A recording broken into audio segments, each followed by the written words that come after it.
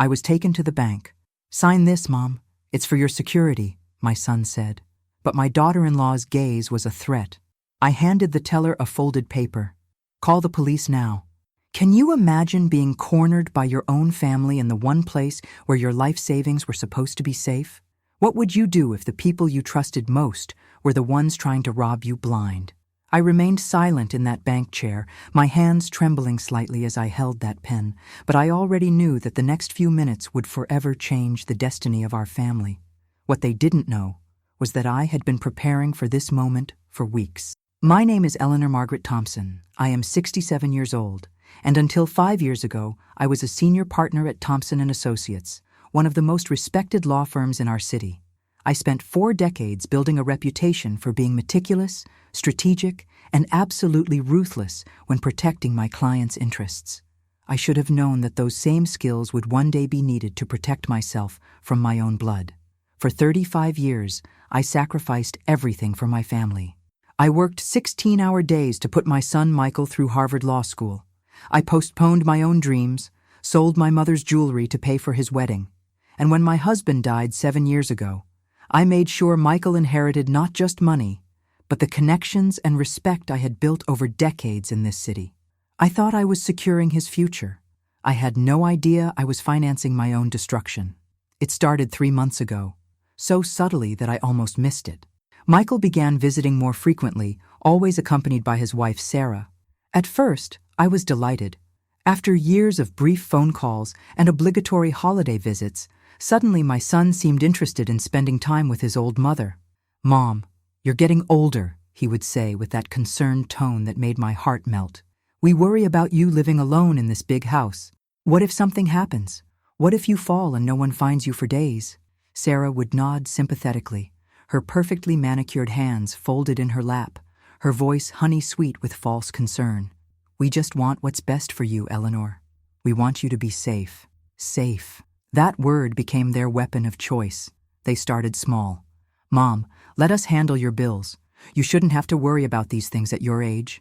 Then it escalated. "We think you should consider moving to that lovely assisted living facility we showed you. It has 24-hour care. And finally, we've set up this appointment at the bank. Just some paperwork to make everything easier for you." But I am not some doddering old woman who lost her faculties the moment she turned 65. I spent 4 decades reading between the lines of legal documents, and I could smell deception from a mile away. The problem was, I never thought I would need to use those skills against my own son. The red flags started appearing everywhere once I knew what to look for. Phone calls that stopped abruptly when I entered the room. Whispered conversations in the kitchen. Sarah's sudden interest in my jewelry collection. Asking casual questions about which pieces were most valuable.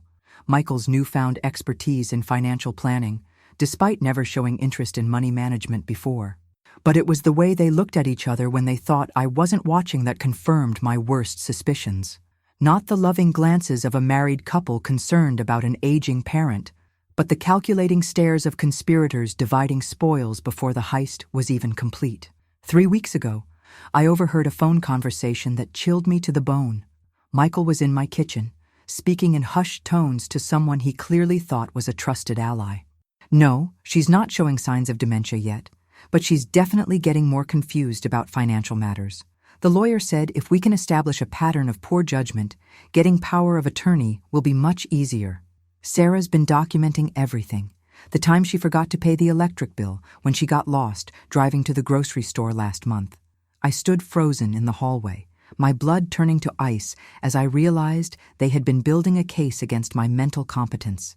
Every small mistake, every moment of normal human forgetfulness that comes with age had been weaponized against me. That night, I sat in my late husband's study, surrounded by the law books that had been my companions for decades, and I made a decision.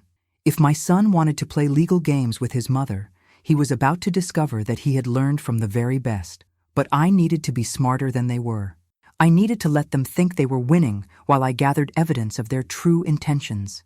So I began playing the role they expected, the confused, vulnerable old woman who was becoming increasingly dependent on their guidance. I started asking them to repeat things, pretending to be overwhelmed by simple decisions. I let Sarah believe she was manipulating me when she suggested I should consolidate all my accounts for convenience. I even allowed Michael to accompany me to my lawyer's office, where I pretended to be grateful for his help in updating my estate planning. What they didn't know was that I had a second lawyer, one they had never heard of, and we were documenting everything. Today was supposed to be their victory. The paperwork they brought me to sign would have given Michael complete control over my finances, my property, and essentially my entire life. They had crafted a narrative of a loving son protecting his aging mother from her own declining judgment. But as we sat in that bank, with Michael's hand on my shoulder and Sarah's cold smile fixed in place, I knew it was time to turn the tables. The pen felt heavy in my hand as I looked at the documents spread before me. Financial power of attorney, property transfer agreements, even a pre-signed check for $50,000, supposedly for immediate care expenses. "Just sign right here, Mom," Michael said, his voice dripping with false tenderness. "This will make everything so much easier for you." Sarah leaned forward, her eyes sharp despite her gentle tone. "We know this is overwhelming, Eleanor, but trust us, we only want what's best for you." I looked up at my son, this man I had raised, educated, and loved unconditionally, and I saw a stranger. In his eyes, I wasn't his mother anymore. I was an obstacle between him and what he considered his rightful inheritance. That's when I reached into my purse and pulled out the folded piece of paper I had prepared for this exact moment. While they watched me expectantly, thinking I was reaching for my reading glasses, I calmly handed it to the bank teller. The young man unfolded it, his eyes widening as he read the words I had carefully written that morning. "I am being coerced into signing financial documents against my will. Please call the police immediately and document everything happening in this meeting." The silence that followed was deafening. The silence in that bank was so profound, you could hear the air conditioning humming overhead. The young teller's face went pale as he read my note, his eyes darting between me and my son, who was still smiling that patronizing smile, completely unaware that his world was about to collapse. "Is everything all right here?" the teller asked, his voice carefully neutral, but his hand already moving toward what I assumed was a security button under the counter. That's when I watched my son's mask begin to slip. "Of course, everything's all right," Michael said. But there was an edge to his voice now, a sharpness that hadn't been there moments before. "My mother is just taking her time with the paperwork. You know how older people can be." Sarah's perfectly composed facade began to crack as well. Her smile became forced, plastic, and she gripped her designer handbag so tightly her knuckles turned white. "Eleanor, what did you give him?" she asked, and for the first time since I'd known her, I heard genuine panic in her voice. I looked directly at my son, this man who had called me Mom with such false tenderness just minutes before, and spoke with the voice I had used in countless courtrooms when I was about to destroy an opponent's case. "I gave him exactly what he needed to know," I said calmly. "That I am Eleanor Margaret Thompson, former senior partner of Thompson and Associates. That I am in full possession of my mental faculties, and that I am being coerced into signing documents that would transfer my entire life savings to people who have been systematically planning to rob me." The transformation in Michael was startling. The concerned, loving son vanished completely, replaced by someone I barely recognized. His face flushed red, his jaw clenched, and when he spoke, his voice carried a venom I had never heard directed at me before. "You're being ridiculous, Mother. We're trying to help you, and you're creating a scene like some paranoid old woman." Old woman! There it was, the truth finally coming out. Not Mom anymore. Not even Mother, said with affection. Just old woman, spoken with the kind of contempt usually reserved for something you scrape off your shoe. Sarah was frantically texting someone on her phone, probably whoever they had planned to meet after successfully completing their financial heist. But she stopped mid-text when she realized the teller was watching her every move, and more importantly, when she heard the sound of footsteps approaching our table. Bank security had arrived, followed by what appeared to be a manager, a sharp-looking woman in her 40s who clearly understood exactly what was happening. "Mrs. Thompson," the manager said, addressing me directly rather than my son, which I noticed made Michael's face flush even deeper. "I'm Janet Morrison, the branch manager. Our teller has informed me that you have some concerns about the documents you're being asked to sign today." That's correct, I replied, maintaining the calm, authoritative tone that had served me well throughout my legal career. I believe I am being subjected to financial elder abuse, and I would like these proceedings documented before we go any further. Michael exploded. Financial elder abuse? Are you insane? I'm your son. Everything I'm doing is to protect you from your own poor judgment. You forgot to pay your electric bill last month. You got lost driving to the grocery store. You can barely manage your daily affairs anymore, and now you're accusing me of trying to steal from you? And there it was. The narrative they had so carefully constructed, delivered with all the righteous indignation of someone who truly believed he was the victim in this scenario. If I hadn't spent the last 3 weeks documenting their every move, I might have almost believed it myself. But I had learned something important in my 40 years of practicing law. The truth always comes out, especially when people are under pressure. Michael, I said quietly, and something in my tone made everyone in that small conference area stop and listen. Did you really think I would forget that I taught you everything you know about legal strategy? Did you honestly believe that a woman who spent 4 decades building cases would fail to notice when one was being built against her? Sarah grabbed his arm, whispering urgently in his ear. But it was too late. The mask had fallen off completely, and everyone in that bank could see exactly who they were dealing with. Mrs. Thompson, Manager Morrison continued, would you like us to contact the police, or would you prefer to handle this through other channels? I looked at my son, really looked at him, perhaps for the first time in years. This wasn't some sudden personality change. This coldness, this calculation, this complete disregard for anyone who stood between him and what he wanted. These traits had always been there. I had just been too blinded by maternal love to see them clearly. I thought about all the times he had borrowed money and never paid it back, all the times he had made promises and broken them, all the times Sarah had made cutting remarks about my outdated lifestyle, my old-fashioned house, my inefficient way of managing money. I had dismissed these as generational differences, normal friction between adult children and their parents. But they weren't generational differences. They were character assessments. In their minds, I had already outlived my usefulness. I was just an elderly obstacle standing between them and what they considered their rightful inheritance. Yes, I said finally, my voice steady and clear. Please call the police. I want this documented officially. That's when Sarah finally snapped. You spiteful old witch, she hissed, all pretense of loving concern evaporating instantly. Do you have any idea what you're doing to your own family? Michael has been taking care of you out of the goodness of his heart, and this is how you repay him? The security guard stepped forward, but I held up my hand. I wanted to hear this. I needed to hear this. Because after months of gaslighting, after weeks of them making me question my own perceptions and judgment, I finally had witnesses to who they really were. Taking care of me? I repeated, my voice gaining strength with each word. Is that what you call systematically isolating me from my friends, monitoring my phone calls, and building a case for my mental incompetence? Is that what you call bringing me here today to sign away my life savings? Michael was pacing now, running his hands through his hair, all composure gone. You don't understand, Mother. You're not getting any younger. What happens when you really do start to lose your faculties? What happens when you can't take care of yourself anymore? We're just trying to plan ahead. Plan ahead for what, Michael? For my death? For the moment when I become inconvenient enough that you can put me away somewhere and forget about me? The words hung in the air like a physical presence, and I watched my son's face cycle through a dozen emotions before settling on something I had never seen there before. Genuine hatred. You know what? He said, his voice low and dangerous. Maybe we should have just waited. Maybe we should have let you fall down those stairs, or forget to take your medication, or have one of those little accidents that happen to stubborn old people who refuse to accept help from their families. The threat was unmistakable, and suddenly everything clicked into place. The accidents I had been having lately, the loose stair rail that I thought needed repair, the medication bottles that seemed to go missing, the small fires that had started in my kitchen when I was sure I had turned everything off. They hadn't been accidents at all.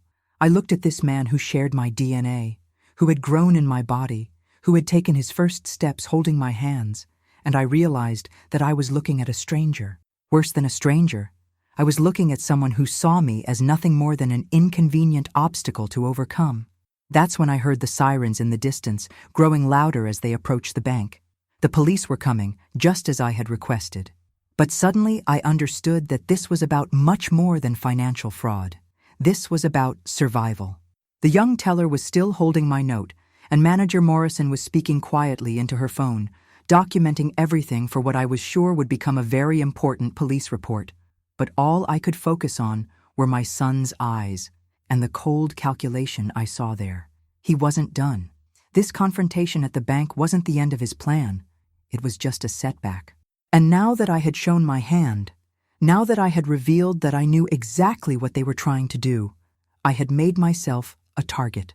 As the police sirens grew louder, and I watched my son and daughter-in-law exchange those meaningful glances I had learned to recognize, I realized something that chilled me more than anything else that had happened that day. The real game was just beginning. The police station smelled like burned coffee and industrial disinfectant, nothing like the mahogany-paneled offices where I had spent most of my professional life. But as I sat across from Detective Maria Santos, a sharp-eyed woman in her 40s who reminded me of myself 30 years ago, I felt more at home than I had in months. "Mrs. Thompson," Detective Santos said, reviewing the notes she had taken during our 2-hour interview. "I have to tell you, what you're describing is textbook financial elder abuse, but it's also more sophisticated than what we usually see. Most cases involve strangers or distant relatives. When it's immediate family, especially adult children, it becomes much more complex legally." I nodded, understanding the implications immediately. My legal background had taught me that the justice system was often ill-equipped to handle crimes that occurred within families, especially when the victims were elderly and the perpetrators were educated, respectable members of society. "Detective, I spent 4 decades building cases, and I know the difference between suspicion and evidence. What I need to know is whether you're willing to help me gather the proof we'll need to stop them before they try something more drastic." She looked up from her notes, and I saw something in her expression that gave me hope, the look of someone who had seen enough genuine victims to recognize one when she saw them. "More drastic? Mrs. Thompson, are you saying you believe they might escalate beyond financial fraud?" I thought about Michael's words at the bank, the barely concealed threat in his voice when he mentioned accidents that happen to stubborn old people. I thought about the loose stair rail, the missing medications, the mysterious kitchen fires. "Detective, my son threatened me today in front of witnesses. He said maybe they should have just waited for me to have one of those accidents that happen to stubborn old people who refuse to accept help from their families. And when I think back over the last few months, I realize I've been having quite a few near accidents lately." Detective Santos set down her pen and leaned forward. This was clearly a woman who understood the difference between paranoia and legitimate concern. "Tell me about these accidents." For the next hour, I walked her through everything. The stair rail that had come loose in my hands when I was carrying laundry downstairs. A rail that had been solid for 20 years until Michael started his frequent visits. The prescription medications that kept disappearing from my bathroom cabinet, forcing me to call my doctor for early refills. The gas burner on my stove that I found turned on 3 different mornings, despite being certain I had turned everything off the night before. Each incident by itself could be explained away, I told her. An old house settling, normal forgetfulness, simple accidents. But taken together, with everything else that's been happening, they form a pattern. Detective Santos was taking extensive notes now, and I could see the wheels turning in her mind. This was a woman who understood how predators operated, how they built their cases gradually, creating plausible deniability for each individual action while working toward a larger goal. "Mrs. Thompson, I need to ask you something, and I want you to think carefully before you answer. Do you believe your son and daughter-in-law are actively trying to harm you physically, or are they just trying to create a scenario where you appear to be declining mentally and physically?" It was the question I had been wrestling with for weeks, and I appreciated that she asked it directly rather than dancing around the implications. "I think," I said carefully, "that they started with a plan to establish my incompetence so they could gain control of my finances. But I also think that when that plan started moving too slowly, they began considering more direct methods. What I don't know is how far they're willing to go." She nodded, making more notes. "What we need now is evidence, Legally speaking, what happened at the bank today gives us grounds to investigate financial elder abuse. But if we're going to build a case that protects you from potential physical harm, we need more. This was the moment I had been waiting for. The moment when I could reveal that I hadn't been sitting passively while my son plotted against me. Detective, I may have more evidence than you think. I opened my purse and pulled out a small digital recorder, the kind that had been my constant companion during depositions and client meetings for decades. For the past 3 weeks, ever since I overheard Michael talking about establishing a pattern of my poor judgment, I've been recording our conversations. I also have photographs of the damaged stair rail before it was repaired, documentation of my missing medications from my pharmacy, and detailed notes about every interaction I've had with both Michael and Sarah. Detective Santos smiled for the first time since we had started talking. Mrs. Thompson, you may be the most prepared victim I've ever worked with.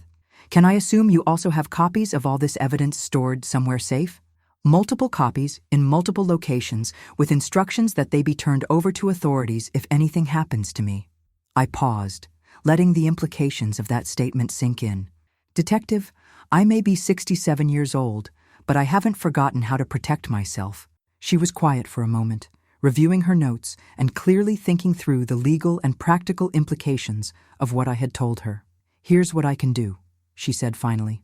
I can open an official investigation into financial elder abuse based on what happened at the bank today. That gives us legal grounds to request financial records, phone records, and other evidence.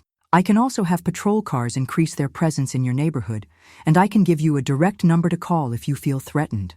And what I can do, I replied, is continue gathering evidence while appearing to be the confused, frightened old woman they expect me to be. Detective Santos looked at me with something approaching admiration. Mrs. Thompson, I have to ask, why didn't you come to us sooner? Why did you let it get to the point where they actually brought you to the bank to sign those documents? It was a fair question, and one I had asked myself many times over the past few weeks. Because I needed them to commit to their plan publicly, in front of witnesses, in a way that couldn't be dismissed as a misunderstanding or explained away as a loving son trying to help his aging mother. What happened at the bank today wasn't just attempted financial fraud. It was a revelation of their true intentions, witnessed and documented by bank employees, security cameras, and now police reports. She nodded slowly. You let them hang themselves. Detective, I spent 40 years in courtrooms. I learned long ago that the best way to defeat an opponent is to let them reveal who they really are when they think they're winning. As I left the police station that afternoon, I felt something I hadn't experienced in months. Hope. Not just hope that I could protect myself from my son's schemes, but hope that I could turn the tables completely. But I also knew that the real challenge was just beginning. Michael and Sarah had been released from the bank after questioning, and by now they would have realized that their carefully constructed plan had not just failed, but had been exposed in the most public way possible. They would be angry, desperate, and potentially more dangerous than ever. As I drove home through the familiar streets of the neighborhood where I had lived for 30 years, I found myself checking my rearview mirror more often than usual. Detective Santos had been right about one thing. This was no longer just about money. This was about survival, and the game had just entered its most dangerous phase. When I pulled into my driveway, I noticed that Michael's car was parked across the street. He was sitting behind the wheel, talking on his phone, and when he saw me, he didn't wave or smile or make any pretense of familial affection. He just watched me with those cold, calculating eyes that I now recognized as his true face. The loving son mask was gone forever, and what remained was something far more dangerous than I had originally suspected. As I walked toward my front door, my house keys ready in my hand and Detective Santos's direct number programmed into my phone, I realized that everything that had happened so far had been just the opening moves in a much larger game. Tonight, I would find out exactly how far my own son was willing to go to get what he wanted, and tomorrow he would discover that his mother still had a few moves of her own. I didn't sleep that night, not because I was afraid, but because I was planning.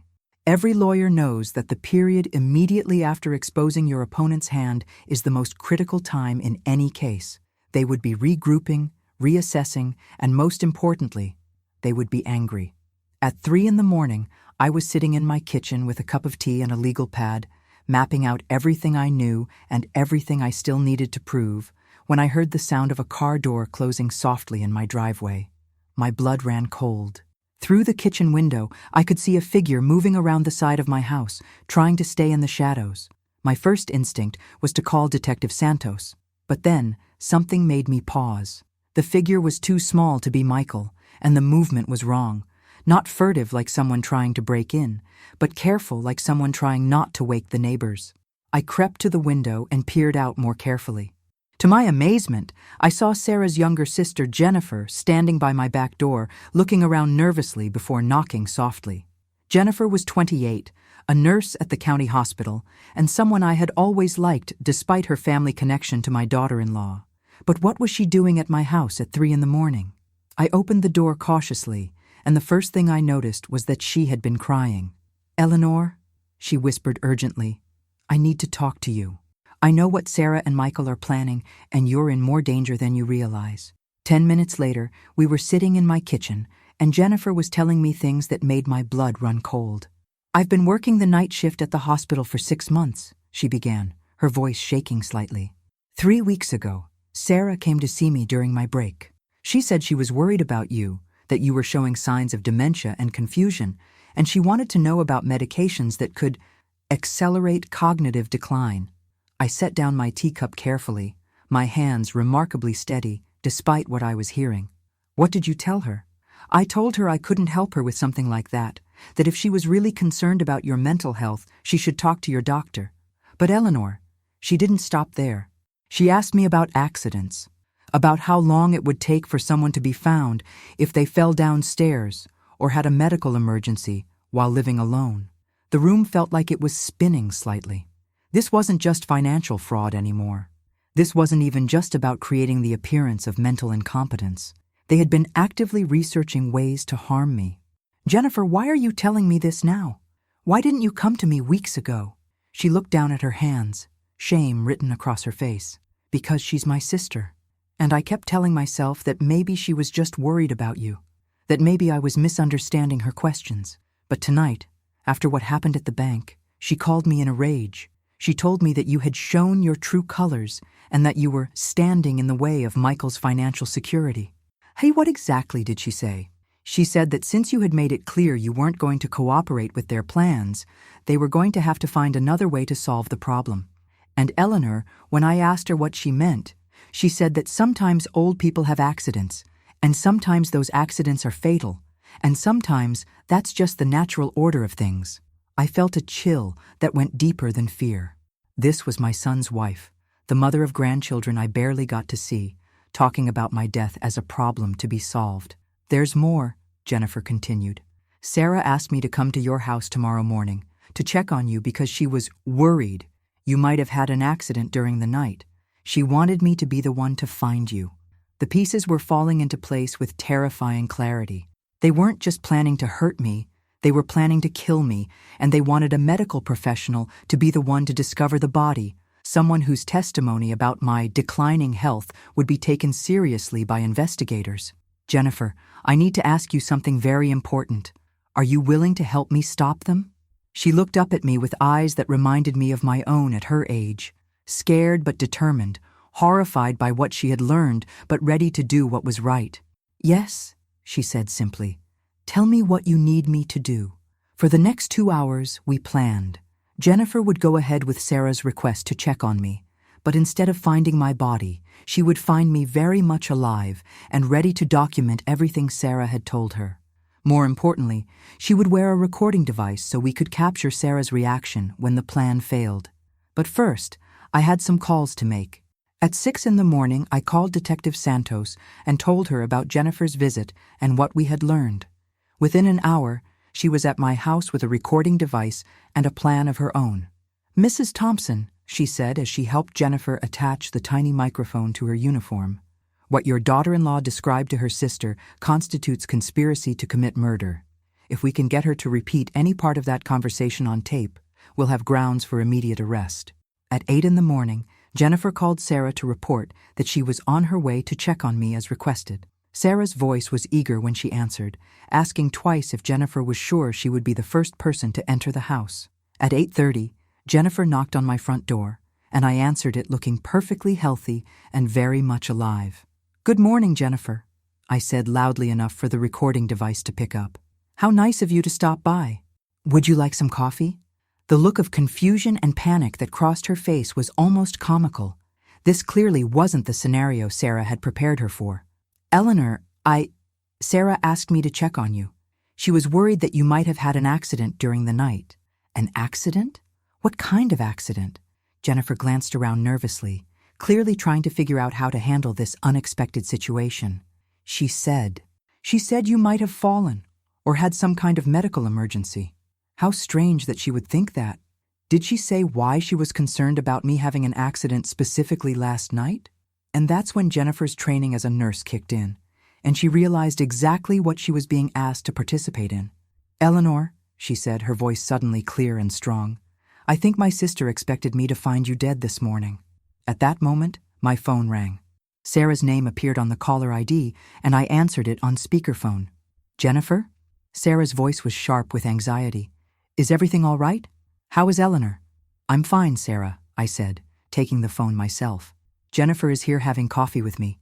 Thank you for sending her to check on me, though I'm not sure why you thought I might have had an accident during the night." The silence on the other end of the line was deafening. "Sarah?" I continued. "Are you there? You seem so certain that something might have happened to me overnight, almost like you were expecting it." When she finally spoke, her voice was tight with barely controlled rage. "I was just concerned about you, Eleanor. After what happened yesterday, Michael and I have been worried about your mental state." "My mental state is excellent, Sarah. In fact, it's never been clearer. And speaking of yesterday, I should probably tell you that I've been in touch with the police about what happened at the bank." Another long silence then. "Jennifer, I need to speak with you privately." "Actually," Jennifer said, looking directly at me with determination I hadn't known she possessed, "I think we should all have this conversation together. There are some things you said to me that I think Eleanor needs to hear about." That's when Sarah hung up the phone. Detective Santos, who had been listening from the next room, stepped into the kitchen with a smile I hadn't seen from her before. "Ladies," she said, "I think we just got everything we need."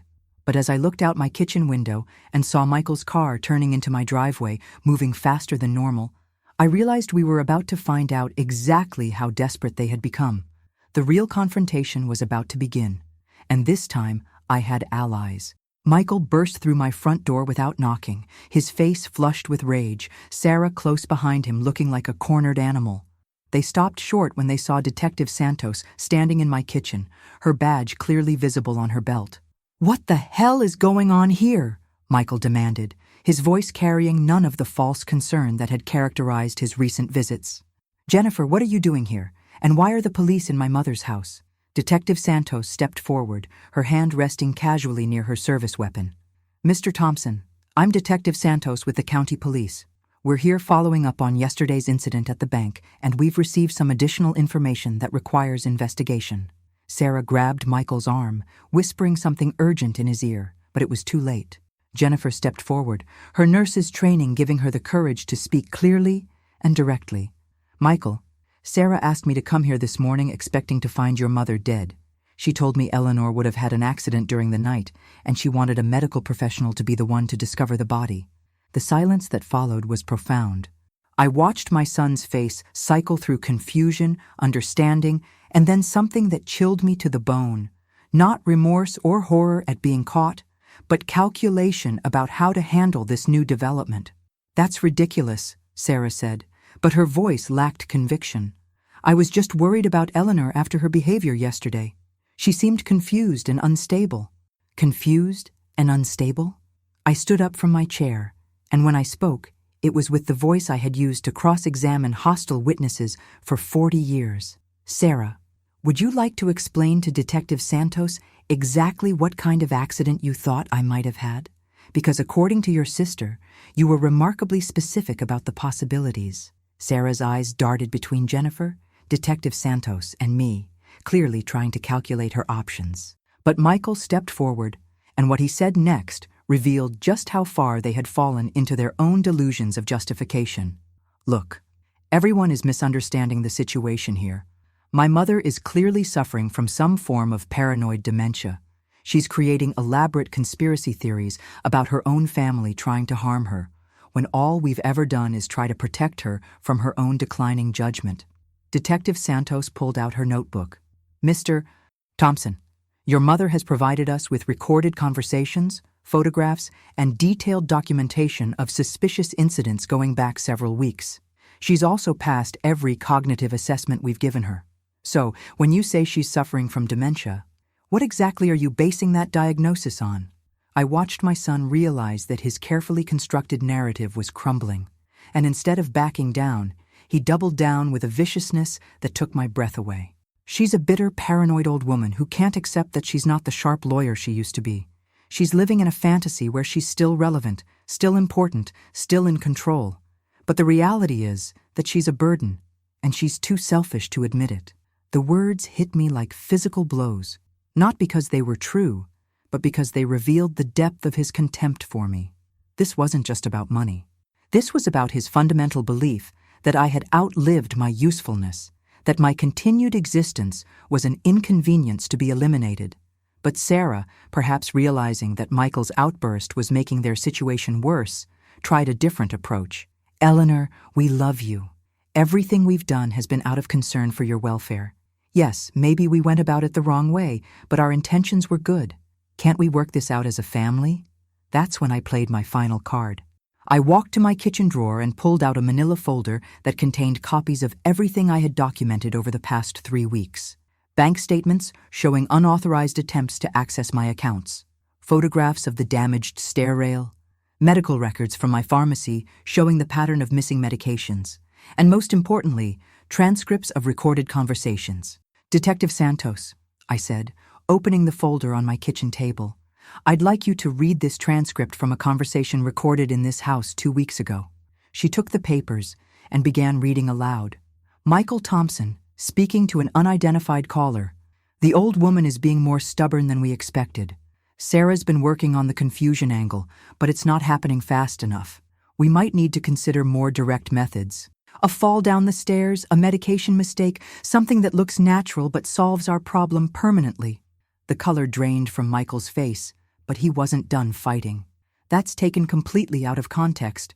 I was just expressing frustration, not making any kind of actual plan. Really? I opened the folder to another page. Then perhaps you can explain this transcript from 3 days later, where you tell Sarah, and I quote, I've loosened the stair rail enough that it should give way if she puts her full weight on it. When it happens, make sure you're not here. We need alibis. Sarah was backing toward the door now, her face pale, but Michael stood his ground with a defiance that bordered on psychotic. You want to know the truth? He said, his voice rising. Fine. Here's the truth. You're a selfish old woman who's sitting on a fortune while your family struggles. You live in this big house alone, while Sarah and I can barely afford our mortgage. You have more money than you could spend in 3 lifetimes, but you hoard it like some dragon guarding treasure. Detective Santos was writing furiously, documenting every word of his confession. Sarah's right, he continued, apparently beyond caring about the consequences of what he was saying. You are a burden. You're taking up space, using resources, consuming money that rightfully belongs to the next generation. And yes, if you had just had a little accident, if you had just quietly disappeared, everyone would have been better off. The room was silent, except for the sound of Detective Santos's pen scratching across paper and the tick of the grandfather clock in my hallway. Michael, I said quietly, do you realize what you just confessed to in front of a police officer? That's when it seemed to hit him. The reality of his situation, the weight of what he had just admitted, the fact that his mother, the woman he had just called a burden who should quietly disappear, was still very much alive and had outmaneuvered him completely. I want a lawyer, he said suddenly. That's an excellent idea, Detective Santos replied, pulling out her handcuffs. Michael Thompson, you're under arrest for conspiracy to commit murder, attempted financial fraud, and elder abuse. You have the right to remain silent. As she read him his rights, Sarah made a desperate attempt to run, but Jennifer, with reflexes I didn't know she possessed, stepped in front of the door. Sarah Thompson, Detective Santos continued after finishing with Michael. "You're also under arrest on the same charges." As I watched my son and daughter-in-law being led away in handcuffs, I felt something I hadn't expected. Not satisfaction, not relief, but profound sadness. This man who had just confessed to planning my murder was the same little boy I had rocked to sleep, the same young man I had cheered for at his graduation, the same son I had loved unconditionally for 38 years. But I also felt something else, the quiet strength that comes from surviving something that was meant to destroy you. Jennifer put her hand on my shoulder. "Eleanor, are you all right?" I looked around my kitchen, this room where I had prepared thousands of meals for my family, where I had helped with homework and celebrated birthdays and anniversaries, where I had just watched my son confess to planning my murder. "I'm more than all right, Jennifer," I said. "For the first time in months, I'm exactly where I'm supposed to be." But as Detective Santos gathered the evidence and Jennifer hugged me goodbye, promising to visit again soon under better circumstances, I knew this wasn't really the end. This was just the moment when I had proven I could survive their first attempt. The question now was whether I had the strength to survive what came next. Because in my 40 years of legal experience, I had learned one thing for certain. Cases like this one rarely end with the first arrest. The house felt different after they took Michael and Sarah away. Not empty. I had been living alone for years, but somehow cleaner, like a poison had been extracted from the air itself. But as I sat in my kitchen that evening, reviewing everything that had happened, I knew better than to celebrate prematurely. 40 years of legal practice had taught me that desperate people do desperate things, and Michael and Sarah would not go quietly into the night. They had too much to lose, too many secrets that might come out during a prolonged legal battle, and most importantly, they still believed they were the victims in this scenario. My phone rang at 8 o'clock that evening. The caller ID showed a number I didn't recognize, but when I answered, I heard a voice that made my blood run cold. "Hello, Eleanor. This is David Morrison, Michael's attorney. I think we need to talk." David Morrison. I knew that name from my years in practice. A criminal defense lawyer with a reputation for getting guilty clients acquitted through technicalities and character assassination. If Michael had hired Morrison, it meant they weren't planning to plead guilty and disappear quietly. "Mr. Morrison," I said, keeping my voice carefully neutral, "I assume you're calling because your client would like to discuss a plea arrangement." His laugh was cold and calculating. "Actually, Mrs. Thompson, I'm calling because my client would like to discuss your mental competency hearing." The words hit me like a physical blow. Even from jail, even after being caught red-handed, Michael was still playing the same game. "My mental competency hearing?" I repeated. "Mrs. Thompson, my client has provided me with extensive documentation of your declining mental faculties, forgetfulness, paranoid delusions, erratic behavior, accusations against family members who were only trying to help you. We believe that when a judge reviews this evidence, along with expert testimony about age-related cognitive decline, any charges against my client will be dismissed as the fantasies of an elderly woman who can no longer distinguish between reality and her own paranoid imaginings." I sat down hard in my kitchen chair. They were going to flip the entire narrative. Instead of being the victim of elder abuse, I was going to be portrayed as the delusional perpetrator, a confused old woman whose false accusations had destroyed her loving family. "Mr. Morrison, I was recorded conversations where your client explicitly discussed plans to kill me. Recordings that could easily be misinterpretations of a concerned son expressing frustration about his mother's declining condition. Mrs. Thompson, how do you think those recordings will sound to a jury when we present evidence of your increasing confusion and paranoia?" After I hung up the phone, I sat in my kitchen for a long time, staring at the wall and thinking. This was exactly the kind of legal maneuvering I should have anticipated. Michael knew me well enough to understand that I would document everything, that I would build a case against him. But he also knew me well enough to understand my greatest vulnerability, my age. In our society, elderly people who make accusations against younger family members are automatically suspect. We're seen as confused, bitter, prone to paranoid delusions. Even with evidence, even with recordings, even with witnesses, the default assumption would be that I was a sad old woman who had lost touch with reality, unless I could prove otherwise beyond any shadow of doubt. I picked up my phone and called someone I hadn't spoken to in 5 years. Harrison and Associates. This is Patricia speaking. Patricia, this is Eleanor Thompson. Is Robert available? Robert Harrison had been my junior associate 20 years ago and was now one of the most respected attorneys in the city. More importantly, he was someone who knew my work, my reputation, and my mental capabilities. Eleanor. His voice was warm with genuine pleasure. What a wonderful surprise. How are you? I'm in trouble, Robert, and I need help from someone who knows that my mind is as sharp as it ever was. 2 hours later, Robert was sitting in my living room, reviewing copies of all my evidence while I told him about Morrison's call and Michael's new strategy. Eleanor, he said when I finished, this is brilliant legal maneuvering on their part, and it's exactly what I would have advised if I were representing them. But it's also incredibly risky, because if we can prove your mental competency definitively, their entire defense collapses and actually makes their crimes look worse. What do you mean? If you're mentally incompetent, then their actions could be seen as misguided attempts to help a confused relative. But if you're proven to be sharp as a tack, then their actions become calculated attempts to defraud and potentially murder a mentally competent elderly woman. The sentences for those crimes are much harsher. I felt a spark of hope for the first time since Morrison's call. What do we need to do? We need to document your mental acuity so thoroughly that no expert witness they bring in can credibly claim you're suffering from dementia or paranoid delusions. I'm talking about comprehensive psychological evaluations, cognitive testing, maybe even having you sit for a mock legal exam to prove your professional competency hasn't declined. And then? Robert smiled, and I saw in his expression the same predatory satisfaction I used to feel when I knew I was about to destroy an opponent's case. And then, we go on the offensive. If they want to make this about your mental state, we make it about their criminal intent.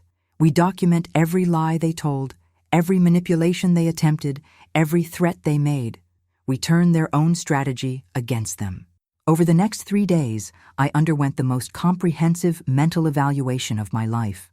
Cognitive tests, memory assessments, psychological interviews, even a full medical exam to rule out any physical conditions that might affect mental function. The results were unambiguous.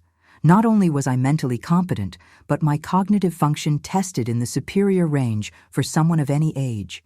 But Robert wasn't satisfied with just proving my competency. He wanted to go further. Eleanor, I want to put you back to work. What do you mean? I mean, I want you to help me build the case against Michael and Sarah, not as the victim, but as co-counsel. I want to show the court that not only are you mentally competent, but you're still practicing at a professional level. The idea was audacious and brilliant. Instead of being the confused elderly victim that Morrison wanted to portray, I would be the sharp legal mind who had uncovered and documented a complex criminal conspiracy. We spent the next week building what Robert called the most thoroughly documented elder abuse case in state history.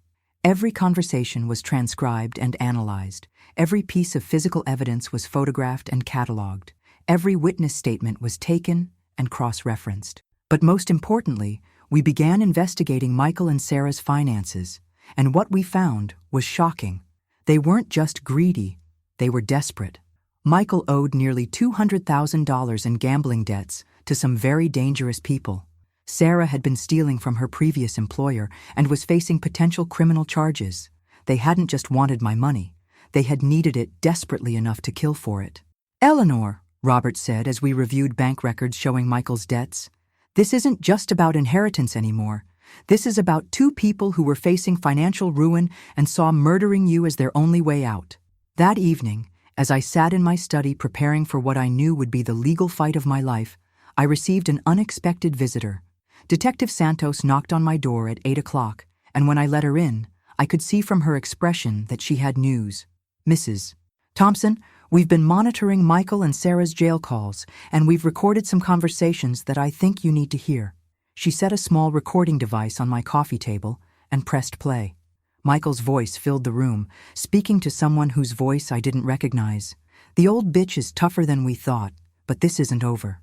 Morrison says if we can prove she's crazy, we walk away from this. And if that doesn't work, well, there are other ways to solve problems like this.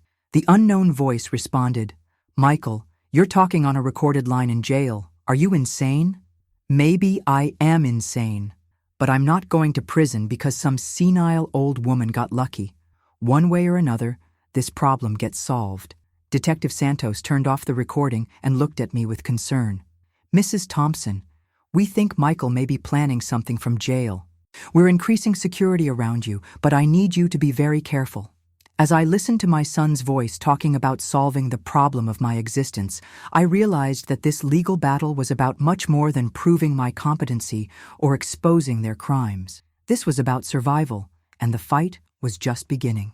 3 days after Detective Santos played me that recording, I discovered that Michael and Sarah's conspiracy was far more extensive than anyone had realized. It started with a phone call from my accountant, Margaret Chen, whom I had trusted with my finances for 15 years. "Eleanor," she said, her voice tight with concern, "I need to see you immediately. There are some irregularities in your accounts that I think you need to know about."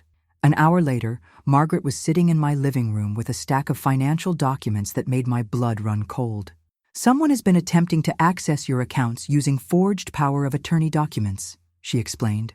"The forgeries are good, professional quality, but there are small inconsistencies in your signature that made me suspicious.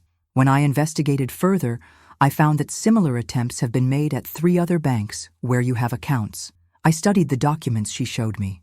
The signatures were indeed skillful forgeries, close enough to fool most people, but not quite perfect to someone who knew my handwriting intimately. "Margaret, these attempts, when did they start?"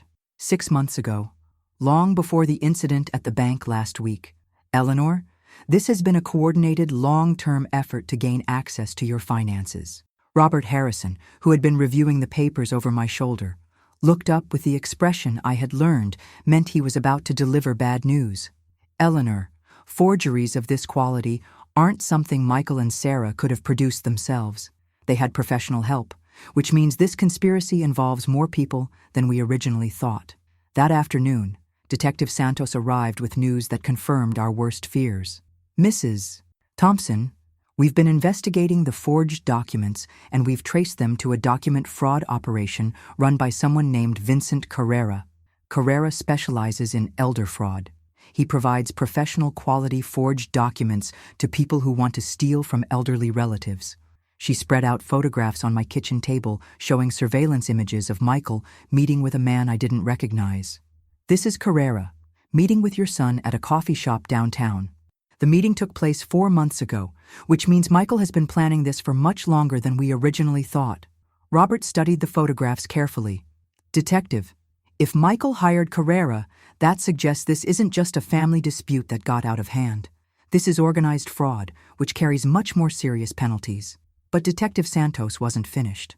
"There's more. We've identified at least 3 other families in the area where Carrera has provided similar services.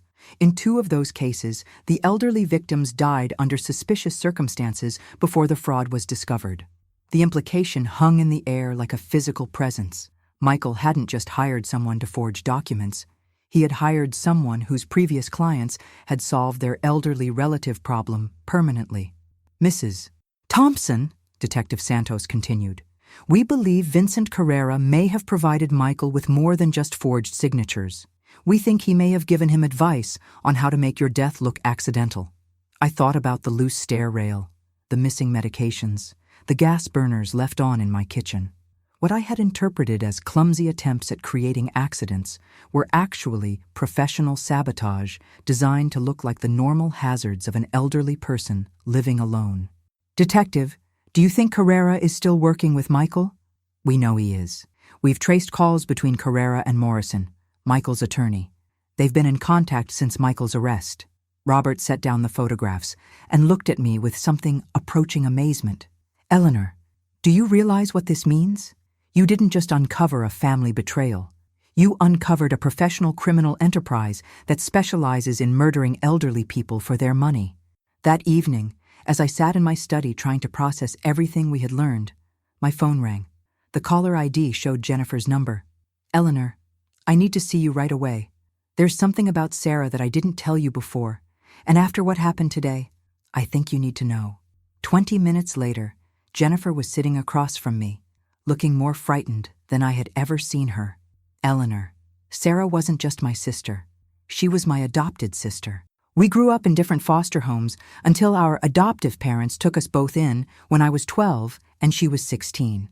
I waited, sensing there was much more to this story. Sarah's birth name wasn't Sarah Morrison. It was Sarah Kellerman, and she has a criminal record under that name: fraud, identity theft, and— She paused, taking a shaky breath. Conspiracy in the death of an elderly woman she was supposed to be caring for. The room felt like it was spinning slightly. Jennifer, are you telling me that Sarah has killed before? The charges were dropped on a technicality, but yes, she worked as a home health aide for an 80-year-old woman named Dorothy Chen. Dorothy died from what appeared to be an accidental overdose of her heart medication, but the investigation revealed that someone had been systematically increasing her dosage over several weeks. My hands were trembling as I reached for my phone to call Detective Santos, but Jennifer stopped me. Eleanor, there's more. After Dorothy died, Sarah inherited $50,000. Dorothy had changed her will just 2 weeks before her death, leaving money to the kind young woman who takes such good care of me. And you think Sarah manipulated Dorothy into changing her will? I know she did, because she tried the same thing with our adoptive mother. Mom started talking about leaving Sarah extra money in her will because Sarah was so attentive during her final illness. But Mom recovered, and later she told me that Sarah had been giving her pills that made her feel confused and weak. I stared at Jennifer, understanding finally dawning. Sarah isn't just greedy. She's a serial predator who targets elderly people. And Michael isn't her first partner. The police file on Dorothy Chen mentions a boyfriend who was never charged but was suspected of being involved, a man named Marcus Thompson. My blood turned to ice. Marcus Thompson is Michael's middle name. He must have used it as an alias. Jennifer nodded miserably. Eleanor, they've done this before, successfully. You're not their first victim. You're just the first one who was smart enough to figure out what they were doing before it was too late. When Detective Santos arrived an hour later and heard Jennifer's story, her expression was grim. Mrs. Thompson, we're not dealing with amateur criminals who got in over their heads. We're dealing with professional killers who specialize in murdering elderly people and making it look natural. The only reason you're still alive is because you figured out their game before they could complete it. As she spoke, I realized that everything I had endured, the gaslighting, the manufactured accidents, the attempt to gain control of my finances, had been a tested methodology that Sarah and Michael had used successfully before. Detective, I said, how many other families do you think they've destroyed? We're investigating now, but based on what Jennifer has told us and what we've learned about Vincent Carrera's operation, we think there could be as many as 6 or 7 elderly victims over the past 5 years. I sat in my kitchen, surrounded by evidence of a criminal conspiracy that went far beyond what any of us had originally imagined. My son wasn't just a greedy family member who had lost his way. He was part of a professional murder operation that had been killing elderly people for their money. But I also realized something else. I was the first victim who had survived to tell the story. Robert, I said, turning to my attorney, I want to do more than just defend myself against their competency challenge. I want to help you bring down this entire operation. He smiled, and I saw in his expression the same fierce determination that had driven my own legal career. Eleanor, I was hoping you would say that, because we're not just going to prove you're mentally competent, we're going to prove that you're the most dangerous opponent they've ever faced. As Detective Santos gathered Jennifer's statement and Robert began planning our expanded case strategy, I felt something I hadn't experienced in months. Not just hope for my own survival, but excitement about the hunt to come. They had made one critical mistake when they chose me as their target. They had underestimated exactly how much fight was left in this old woman. The next morning brought news that changed everything. Detective Santos called at 7 a.m. with information that made my coffee go cold in my hands. Mrs. Thompson, Vincent Carrera made bail yesterday evening. Within 2 hours of his release, he was seen meeting with David Morrison, Michael's attorney. We have surveillance photos of them together at Morrison's office. I set down my coffee cup carefully. What does that mean for our case? It means they're coordinating their defense strategy and probably planning their next move against you. Mrs. Thompson, I need you to understand something. These people don't just defend their clients in court, they eliminate threats to their operation. Robert Harrison arrived at my house 30 minutes later, and the three of us sat in my kitchen planning what he called the most complex legal trap I've ever attempted to set. Eleanor, he said, spreading documents across my table, here's what I think they're going to do. They're going to have you declared mentally incompetent, not just to get Michael off the hook, but to discredit everything you've uncovered about their operation. If you're ruled incompetent, then all your evidence becomes the ravings of a delusional old woman. And if that doesn't work, Detective Santos answered grimly, if that doesn't work, they'll try to make sure you don't live long enough to testify against them. But Robert had a plan that was as audacious as it was brilliant. We're going to let them think they're winning, he said. We're going to make them believe that their strategy is working, that you really are starting to show signs of mental decline. And while they're congratulating themselves on their cleverness, we're going to be documenting every illegal thing they do. Over the next week, we carefully orchestrated what appeared to be my mental deterioration. I started missing appointments, forgetting conversations, appearing confused during phone calls with people who knew Michael and Sarah. We made sure that word of my declining condition reached David Morrison through channels that would seem natural and unplanned. The bait worked perfectly. 3 days into our deception, Jennifer called with news that made us all smile. Eleanor, Sarah called me from jail today. She wanted to know if I had noticed you acting strangely lately. When I told her you had seemed confused during our last conversation, she got very excited. She said it proved they had been right all along about your mental condition. But the real breakthrough came when Detective Santos played us a recorded jail conversation between Michael and his mother's neighbor, Mrs. Patterson, an elderly woman I had considered a friend for 20 years. Michael's voice was smooth and concerned. Mrs. Patterson, I'm so worried about my mother. The stress of these false accusations she's been making has really affected her mental state. Have you noticed her acting strangely lately? Mrs. Patterson's response broke my heart. Oh, Michael, yes, I have noticed some changes. She seems confused sometimes, and last Tuesday she asked me the same question 3 times in 5 minutes.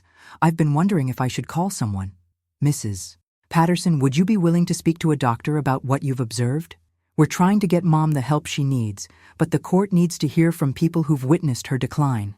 What Michael didn't know was that Mrs. Patterson had called Detective Santos immediately after their conversation to report what she considered a suspicious attempt to gather ammunition against me. Mrs. Thompson, she had said, that boy of yours is trying to get me to say things about your mental state that just aren't true. You seem sharp as ever to me, but he's fishing for evidence of confusion and memory problems. We had our proof that they were manufacturing evidence of my incompetence. But Robert wasn't satisfied with just proving their fraud. He wanted to expose the entire operation. Eleanor, we need Vincent Carrera to incriminate himself. We need him to offer specific services for dealing with your problem. And we need it on tape. That's when Detective Santos revealed the most dangerous part of our plan. Mrs. Thompson, we want you to meet with Carrera directly. We want you to appear to be a confused old woman who's being manipulated by her family, and we want to see what he offers to do about your situation. The meeting was arranged through Morrison's office. The story was that I had become increasingly paranoid and difficult, that I was threatening to change my will to leave everything to charity, and that my family needed professional consultation about how to handle an elderly relative who was becoming a danger to herself and others. 2 days later, I sat in a downtown coffee shop wearing a wire and trying to look like a confused, frightened old woman, while Vincent Carrera explained to me why my family's concerns were justified. Mrs. Thompson, he said, his voice oily with false sympathy, your son and daughter-in-law are just trying to protect you from making decisions you'll regret later. When people get older, sometimes they don't think as clearly as they used to. But I feel like I'm thinking clearly, I said, playing my part as the bewildered victim. I don't understand why everyone says I'm confused. Carrera leaned forward, and I saw the predator beneath the sympathetic facade. Sometimes the people who need help the most are the ones who resist it the strongest. Your family is concerned that if something happened to you, if you had an accident or a medical emergency, you wouldn't be found in time to get help. What kind of accident? Oh, the kinds of things that happen to people who live alone. falls, medication mistakes, leaving the stove on. These things become more common as we age, especially when there's some cognitive decline. I felt Detective Santos's words echoing in my mind. Let him offer specific services. My family says I need more supervision, I continued. But I don't want to leave my house. I've lived there for 30 years. Carrera's smile was predatory now. Mrs. Thompson, sometimes these problems solve themselves in ways that are better for everyone involved. Elderly people who are becoming a burden to their families sometimes have accidents that relieve everyone of a difficult situation. I don't understand what you mean. I mean that sometimes nature takes its course, and families find themselves free to move forward without the complications of caring for an elderly relative who can't or won't accept help. Even though I knew what he was going to say, hearing him actually offer to arrange my death with such casual professionalism sent chills down my spine. Are you saying that something might happen to me? I'm saying that if something were to happen to you, it would probably look very natural and wouldn't cause any problems for your family. In fact, it might solve a lot of problems. That evening, Detective Santos played the recording for Robert and me. Carrera's voice filled my kitchen, offering to murder me as casually as if he were discussing the weather. Eleanor, Robert said when the recording ended. We have him. Conspiracy to commit murder, solicitation of murder, elder fraud, and probably half a dozen other charges. But Detective Santos was already thinking ahead to the next phase. Now we need to document the connection between Carrera and Morrison and Michael. We need to prove that this wasn't just Carrera operating independently, but that they're all working together. The trap was closing, but I knew that the most dangerous part was still ahead. Cornered criminals do desperate things, and when Michael and his allies realized that their carefully constructed plan was falling apart, they would have nothing left to lose. That night, as I sat in my study reviewing all the evidence we had gathered, I realized that I was no longer just fighting for my own survival. I was fighting to expose a criminal enterprise that had murdered elderly people for years, and I was probably the only person who could bring them to justice. The question was whether I could survive long enough to see them all behind bars. The courtroom was packed on the morning of my competency hearing. I had expected Michael's legal team, the prosecutor, and the usual court personnel. But what I hadn't anticipated was the number of reporters and observers who had somehow learned about the case. As I walked to the witness stand, I caught sight of Michael for the first time since his arrest. He was dressed in an expensive suit, looking every inch the concerned son whose mentally declining mother had created this tragic misunderstanding. But when our eyes met, I saw something that chilled me. Not remorse or sadness, but cold calculation and barely contained rage. David Morrison rose to begin his opening statement, and I had to admire his skill even as I despised his purpose. Your Honor, we are here today because Eleanor Thompson, a 70-year-old woman suffering from age-related cognitive decline and paranoid delusions, has accused her loving son and daughter-in-law of attempting to murder her for financial gain. The evidence will show that Mrs. Thompson has been exhibiting signs of confusion, memory loss, and increasingly irrational behavior for months. He gestured toward Michael with theatrical sympathy. Michael Thompson is not a criminal, Your Honor. He is a devoted son who has been trying desperately to help his aging mother accept the care she needs, only to find himself accused of the most heinous crimes imaginable by a woman whose grip on reality has tragically begun to slip. As Morrison continued his opening statement, painting me as a confused, paranoid elderly woman whose accusations had destroyed her family, I felt a moment of genuine fear. Not fear for my physical safety. I was surrounded by court officers and my own legal team, but fear that 12 jurors might actually believe his version of events. Then Robert Harrison stood up, and I remembered why I had called him. Your Honor, the defense would have you believe that Eleanor Thompson is a confused old woman whose mind has been compromised by age, but the evidence will show that Mrs. Thompson is not only mentally competent, but that she uncovered and documented a sophisticated criminal conspiracy. With the precision of the experienced attorney, she remains to this day. Robert walked over to a table covered with evidence and picked up a thick folder. Mrs. Thompson didn't stumble into accusations against her son. She methodically investigated suspicious incidents, documented conversations, gathered physical evidence, and built a case that would make any prosecutor proud. The question before this court is not whether Mrs. Thompson is mentally competent. The question is how many other elderly people have died because this criminal enterprise wasn't stopped sooner. Morrison's first witness was Dr. Gerald Hoffman, a psychiatrist who specialized in age-related cognitive decline. His testimony was smooth and professional as he explained how elderly people often develop paranoid delusions, especially regarding family members, as their mental faculties begin to deteriorate. "Doctor," Morrison asked, "based on your review of Mrs. Thompson's behavior patterns over the past 6 months, what is your professional opinion regarding her mental state?" "In my professional opinion, Mrs. Thompson is exhibiting classic signs of paranoid dementia with persecution complex. Her accusations against family members who were clearly trying to help her, her elaborate conspiracy theories, her belief that everyday accidents were deliberate attempts to harm her. These are textbook symptoms of age-related cognitive decline." When Robert stood up for cross-examination, I saw him transform into the formidable attorney I remembered from our years working together. "Dr. Hoffman, have you ever personally examined Mrs. Thompson?" "No, my opinion is based on documentation provided by her family and their attorney." "So your entire professional opinion about Mrs. Thompson's mental state is based on information provided by the very people she accused of trying to harm her?" Dr. Hoffman shifted uncomfortably. "That's one way to characterize it, but family members are often the best source of information about behavioral changes in elderly relatives." Robert walked over to the evidence table and picked up a recording device. "Doctor, I'd like you to listen to a conversation recorded between Mrs. Thompson and Vincent Carrera, a man who specializes in elder fraud." He pressed play, and Vincent Carrera's voice filled the courtroom. "Sometimes these problems solve themselves in ways that are better for everyone involved. Elderly people who are becoming a burden to their families sometimes have accidents that relieve everyone of a difficult situation." The courtroom was dead silent as the recording continued, with Carrera essentially offering to arrange my death. "Doctor," Robert continued, "does this sound like the paranoid delusion of a mentally incompetent woman, or does it sound like Mrs. Thompson uncovering actual criminal activity?" Dr. Hoffman was visibly flustered.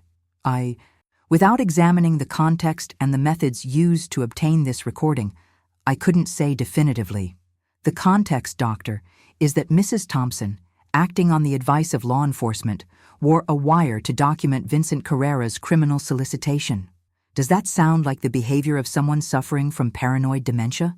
Morrison objected, but the damage was done. His expert witness looked foolish and unprepared. But Morrison wasn't finished. His next witness was Mrs. Patterson. My elderly neighbor and I felt my heart sink as she took the stand. "Mrs. Patterson," Morrison began gently, "you've known Mrs. Thompson for many years, haven't you?" "Yes, about 20 years. She's always been a lovely neighbor." "Have you noticed any changes in Mrs. Thompson's behavior over the past few months?" Mrs. Patterson looked uncomfortable, glancing at me apologetically. "Well, she has seemed a bit more forgetful lately, and sometimes she repeats herself in conversations." Morrison nodded sympathetically. "Can you give the court a specific example?" "Last Tuesday she asked me the same question 3 times in about 5 minutes, about whether I had seen her newspaper. It seemed like she forgot she had already asked me. I wanted to stand up and remind everyone that Mrs. Patterson had called Detective Santos to report Michael's suspicious questioning, but I had to trust Robert to handle this." "Mrs. Patterson," Robert said during cross-examination, "did Michael Thompson contact you recently?"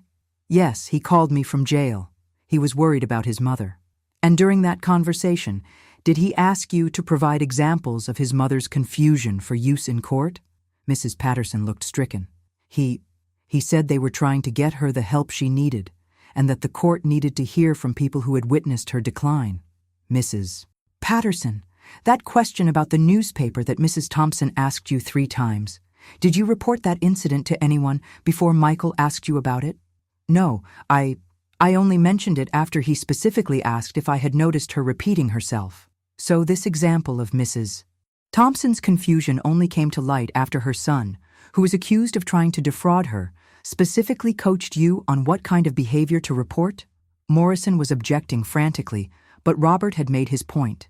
Mrs. Patterson's testimony had been contaminated by Michael's manipulation. When Morrison rested his case, I felt cautiously optimistic, but I knew the real test was coming. "Your Honor," Robert announced, "the defense calls Eleanor Thompson to the stand." As I walked to the witness stand, I felt the weight of 40 years of legal experience behind me.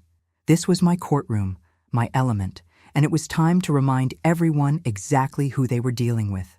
"Mrs. Thompson," Robert began, "please tell the court about your educational and professional background." For the next 20 minutes, I detailed my career. Harvard Law School, 40 years of practice, hundreds of cases, dozens of major victories. I watched the jury's faces as they realized they weren't looking at a confused elderly woman, but at a legal professional who had probably tried more cases than any attorney in that courtroom. Then Robert asked the question I had been waiting for. "Mrs. Thompson, did you investigate the suspicious incidents in your home using the same methodical approach you used during your legal career?" "Yes, I did. When I began to suspect that my son and daughter-in-law were planning to harm me, I approached it exactly as I would approach any complex case. I documented incidents, gathered evidence, recorded conversations, and built a comprehensive file proving their criminal intent. And Mrs. Thompson, in your professional opinion, based on 40 years of legal experience, what was the nature of the conspiracy against you?" Morrison objected, but the judge overruled him. "In my professional opinion, based on the evidence I gathered, my son and daughter-in-law were part of a professional criminal enterprise that specializes in murdering elderly people for their money and making those murders appear to be natural deaths or accidents." The courtroom erupted in murmurs, and I saw several jury members sit up straighter. But Morrison wasn't done fighting. When he stood up for cross-examination, his approach was to attack me personally, to try to make me appear bitter and vengeful. "Mrs. Thompson, isn't it true that you've always been a controlling person who couldn't accept that your son had grown up and no longer needed your guidance?" I looked at him steadily. "Mr. Morrison, if wanting to prevent my son from murdering me makes me controlling, then I suppose I am guilty as charged. Isn't it possible that your son's concern for your welfare was genuine, and that your legal training made you see conspiracy where there was only love?" That's when I played our final card. "Mr. Morrison, would genuine concern for my welfare include hiring Vincent Carrera to forge documents giving my son access to my bank accounts 6 months before any of these incidents began?" Morrison's face went white. He clearly hadn't expected me to know about the timeline of their conspiracy. "Would genuine concern include your client telling Mr. Carrera, and I quote from a recorded conversation, 'The old bitch is tougher than we thought, but this isn't over. One way or another this problem gets solved?'" Morrison was on his feet objecting, but Judge Williams was already speaking. "Mr. Morrison, do you have evidence contradicting Mrs. Thompson's testimony about these recordings?" Morrison looked trapped. "Your Honor, we weren't aware that such recordings existed. Then I suggest you weren't adequately prepared for this hearing. Mrs. Thompson, you may step down." As I returned to my seat, I caught sight of Michael's face. The mask of the concerned son was completely gone now, replaced by something that looked like pure hatred. Judge Williams didn't even recess before delivering his ruling. "Based on the evidence presented today, this court finds that Eleanor Thompson is not only mentally competent, but that she has demonstrated superior cognitive function and professional-level investigative skills. The motion to declare Mrs. Thompson incompetent is denied." The courtroom erupted in noise, but I barely heard it. Because as court officers moved to escort Michael back to jail, he turned to look directly at me, and the words he mouthed were clear enough that I could read his lips. "This isn't over." That evening, Detective Santos called with news that confirmed my worst fears. "Mrs. Thompson, Vincent Carrera disappeared 3 hours ago. He cut off his electronic monitoring device and vanished. We have units watching your house, but I need you to understand that you're still in danger." As I hung up the phone, I realized that winning in court had only made me a bigger target. Now they had nothing to lose and everything to gain by silencing me permanently. The real confrontation was still coming. Vincent Carrera came for me at 3 a.m, just as I expected he would. What he didn't expect was that I was waiting for him. I had been sitting in my kitchen since midnight, dressed in dark clothes, my phone in one hand and a small canister of pepper spray in the other.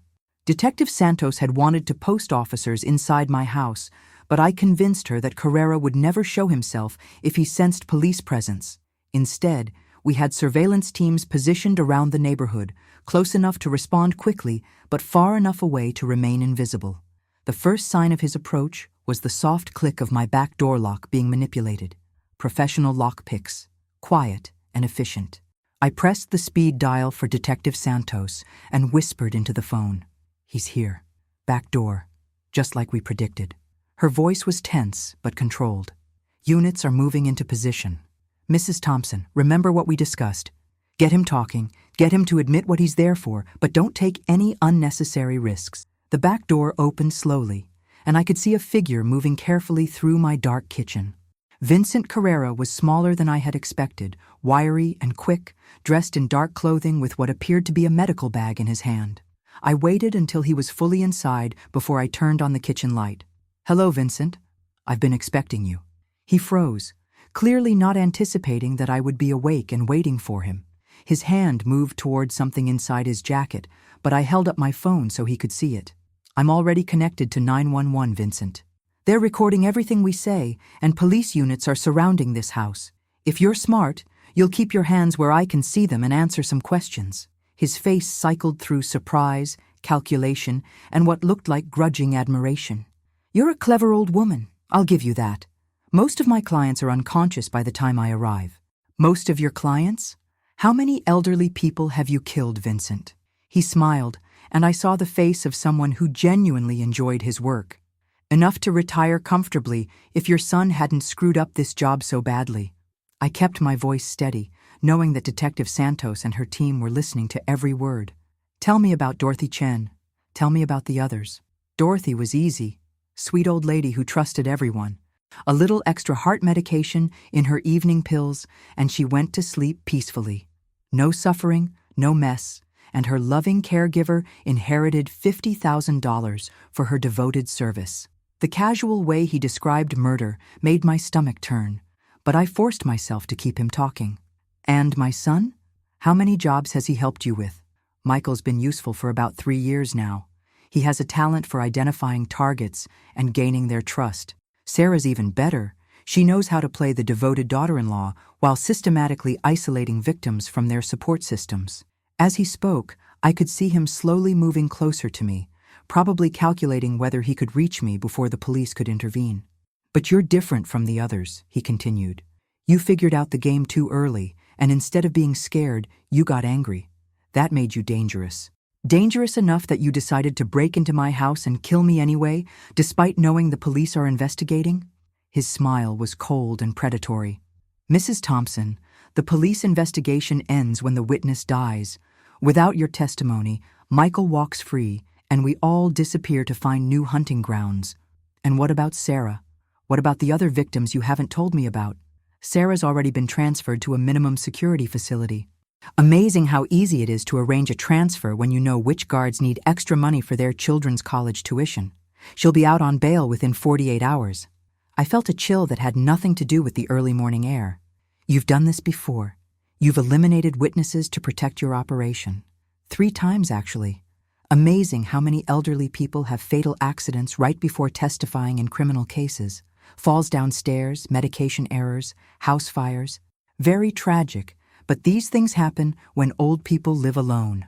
That's when I heard the sound I had been waiting for, the soft creak of my front door opening. Detective Santos and her team were moving into position, but Vincent heard it too, and his demeanor changed instantly from casual conversation to lethal focus. "Well, Mrs. Thompson, it looks like our chat is over. Time to give you the same peaceful end I gave Dorothy and the others." He pulled a syringe from his medical bag, moving toward me with professional efficiency. "Insulin," he said conversationally, "completely untraceable in an elderly diabetic, which is what your medical records will show by tomorrow morning. You'll just go to sleep and never wake up. Very peaceful. But I wasn't a helpless victim waiting to die. I was Eleanor Thompson, and I had been preparing for this moment for weeks." As he lunged toward me with the syringe, I sprayed the pepper spray directly into his eyes and dove to the side, knocking over my kitchen table and creating as much noise as possible. Vincent screamed and stumbled, temporarily blinded, but he didn't drop the syringe. Instead, he swung it wildly, trying to catch me as I scrambled away from him. FBI! Federal agents! Drop the weapon! Detective Santos burst through my kitchen door with 3 other officers, their guns drawn and trained on Vincent. But instead of surrendering, Vincent did something that surprised everyone. He laughed. "You think this ends with me?" he said, still holding the syringe despite the guns pointed at him. "You think Michael and Sarah are the only ones involved in this operation?" He looked directly at me, his eyes streaming from the pepper spray, but still focused and intelligent. "Mrs. Thompson, do you really think 3 people could run an operation that's killed dozens of elderly people across 5 states? Do you think we could manipulate court records, arrange prison transfers, and eliminate witnesses without help from people in very high places?" Detective Santos moved closer, her gun still trained on him. "Vincent Carrera, drop the syringe and put your hands behind your head." But Vincent was still talking, still looking at me with something that might have been respect. "Your son was just a small part of something much bigger. We have judges, prosecutors, prison officials, even police officers who help us identify targets and cover up investigations.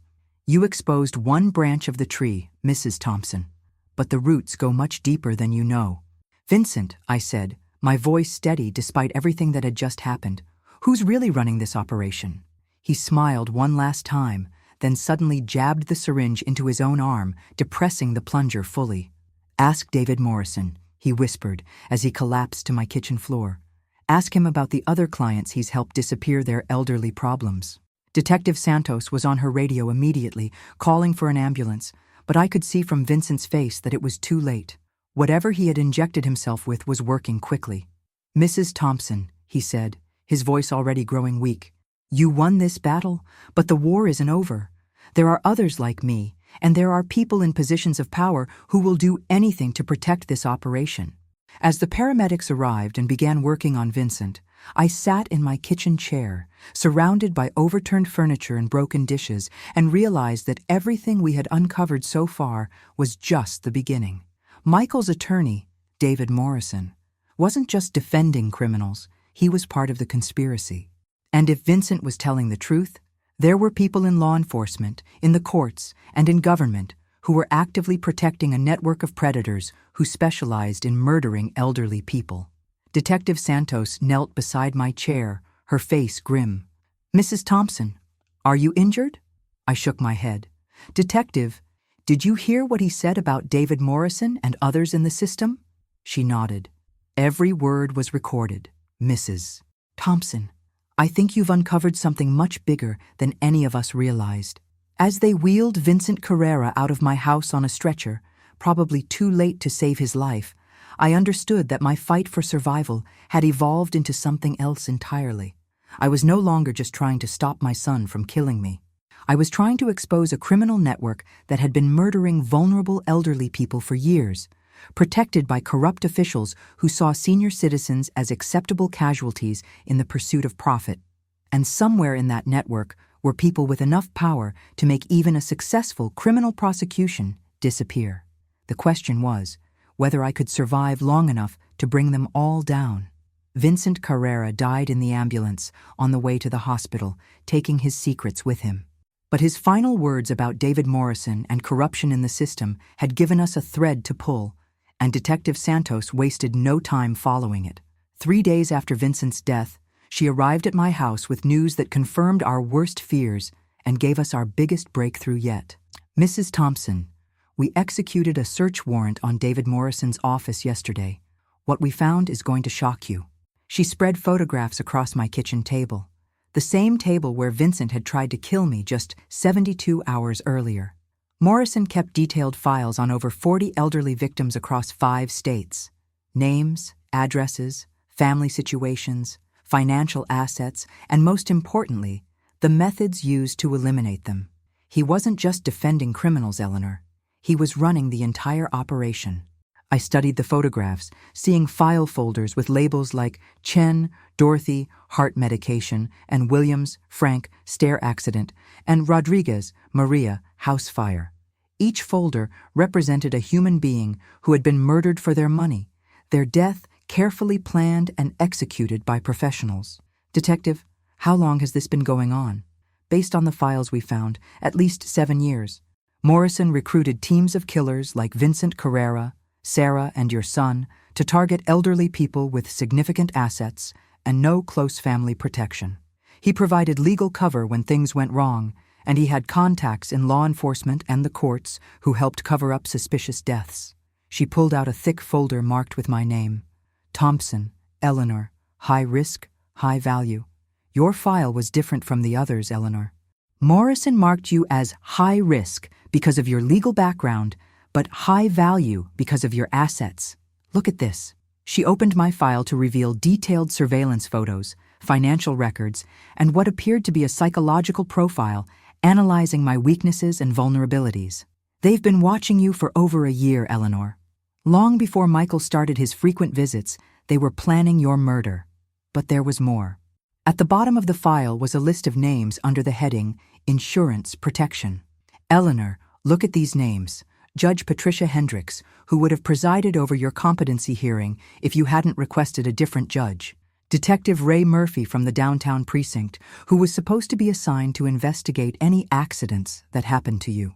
Assistant District Attorney Carol Webb, who would have been responsible for determining whether your death warranted investigation. I stared at the list, understanding the full scope of what we were facing. They had the entire system rigged. Even if I had suspected something was wrong, even if I had reported it, the investigation would have been handled by people who were part of the conspiracy. Detective Santos nodded grimly. Mrs. Thompson, you survived because you bypassed the normal channels and came directly to me. And you built your case so thoroughly that even corrupt officials couldn't dismiss it.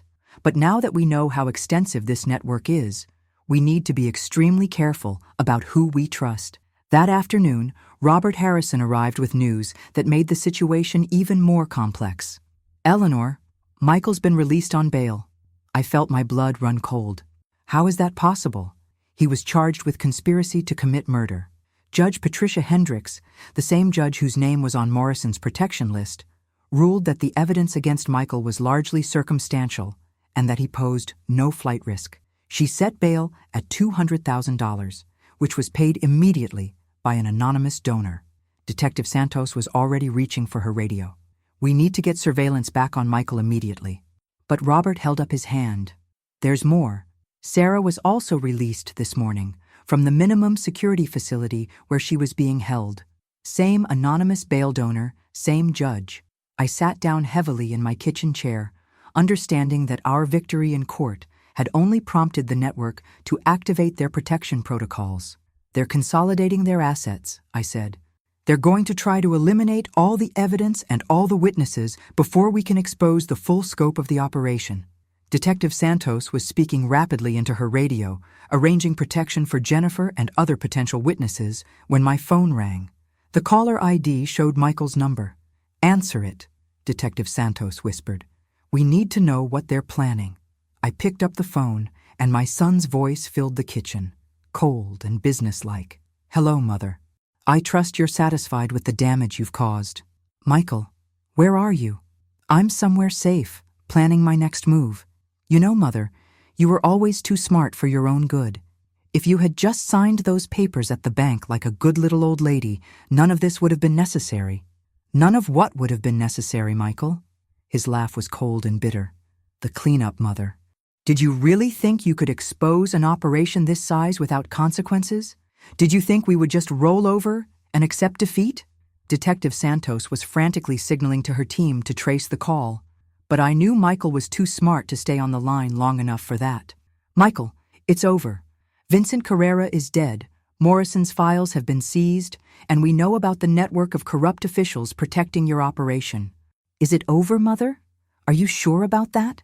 Because I'm looking at a list of 12 people who could testify against us, and we've already made arrangements to ensure that their testimony will never be heard. My blood turned to ice.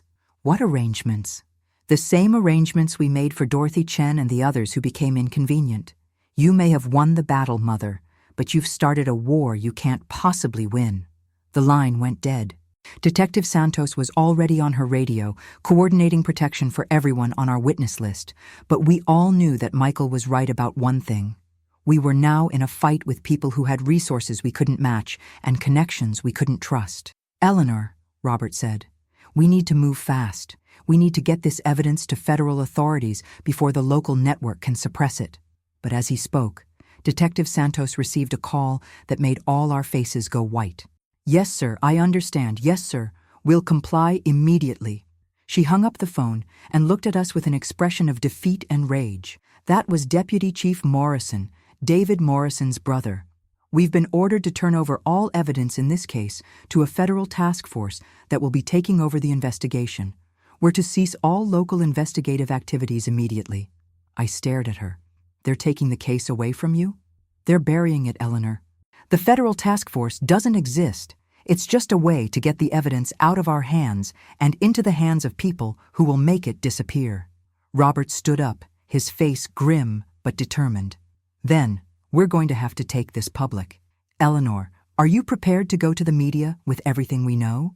Before I could answer, Detective Santos's radio crackled with an urgent message. "All units, we have a report of an explosion at 47 Cherry Lane.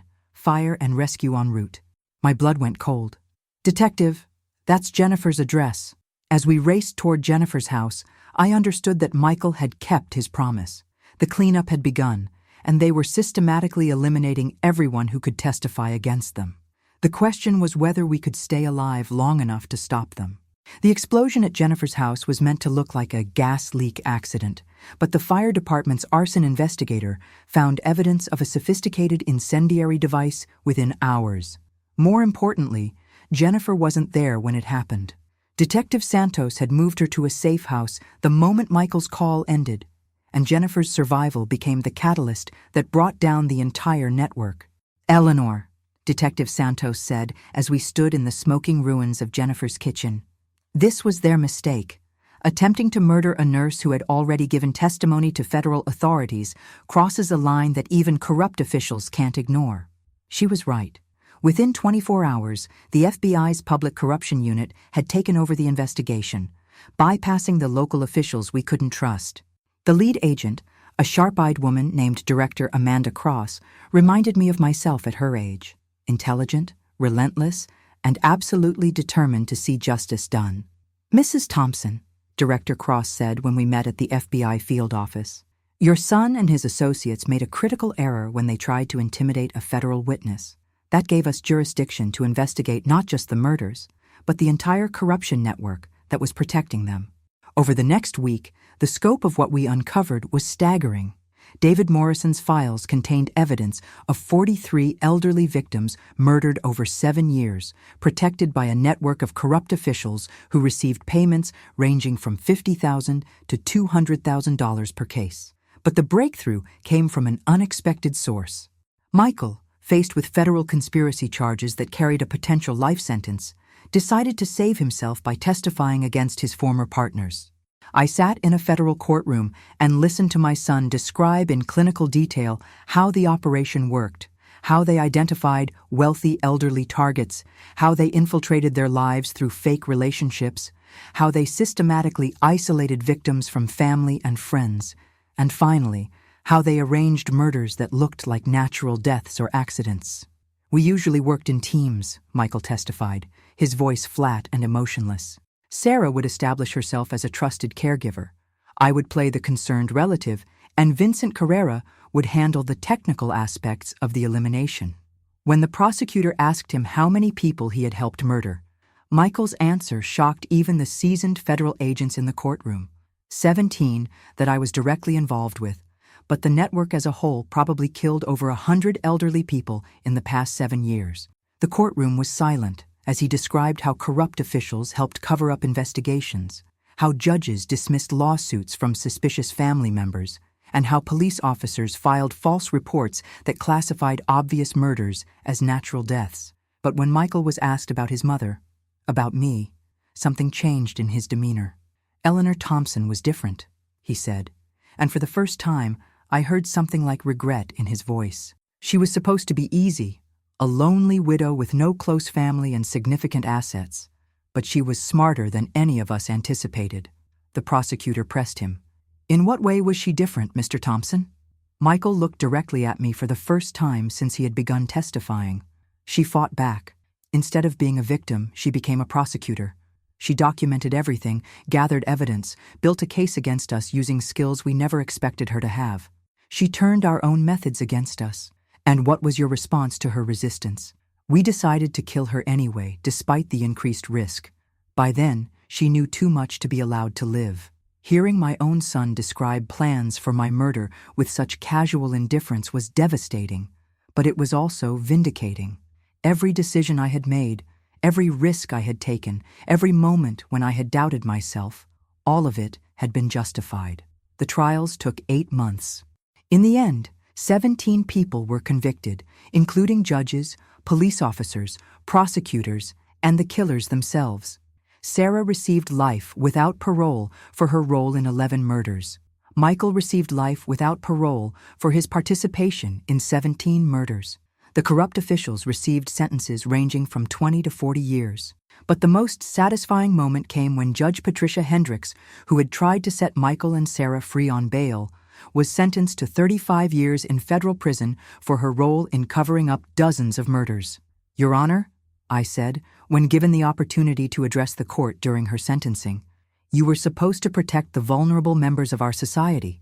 Instead, you helped predators hunt them for profit. The elderly people who died because of your corruption deserved better. They deserved justice." Judge Hendricks looked at me with hatred, but she also looked defeated. She knew that her corruption had finally caught up with her. 2 years later, I received an unexpected phone call from Director Cross.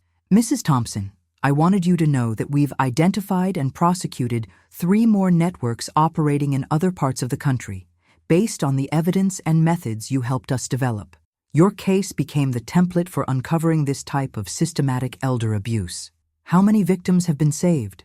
We estimate that your investigation prevented at least 50 murders and led to the protection of hundreds of vulnerable elderly people who were being targeted by similar networks."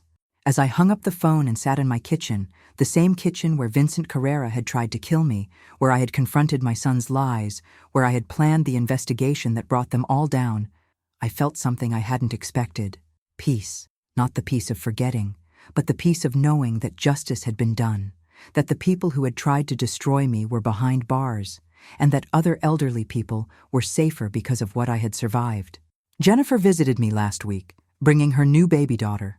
She's doing well, working as a nurse practitioner now, and she's named her daughter Eleanor. "She's named after the strongest woman I know," Jennifer told me as I held the baby in my arms. I looked down at this tiny girl who bears my name, and I thought about the legacy I want to leave her. Not the legacy of being a victim, but the legacy of being a fighter. Not the story of an elderly woman who was almost murdered by her own son, but the story of a woman who refused to go quietly into the darkness. At 79 years old, I've learned something important. Age is not weakness. Experience is not irrelevance. And the wisdom that comes from surviving decades of life is the most powerful weapon we have against those who would prey upon us. I've also started speaking at law schools and police academies, teaching young professionals how to recognize and investigate elder abuse. Because Vincent Carrera was right about one thing. There are others like him out there, and there are people in positions of power who will protect them. But they underestimate us at their peril. We may be elderly, but we are not helpless. We may be aging, but we are not defenseless. And when they come for us, expecting us to go quietly into that good night, they will discover that some of us still have plenty of fight left. My name is Eleanor Margaret Thompson. I am 79 years old. I survived my own son's attempt to murder me, and I brought down a criminal network that had killed over 100 elderly people. And I am far from finished.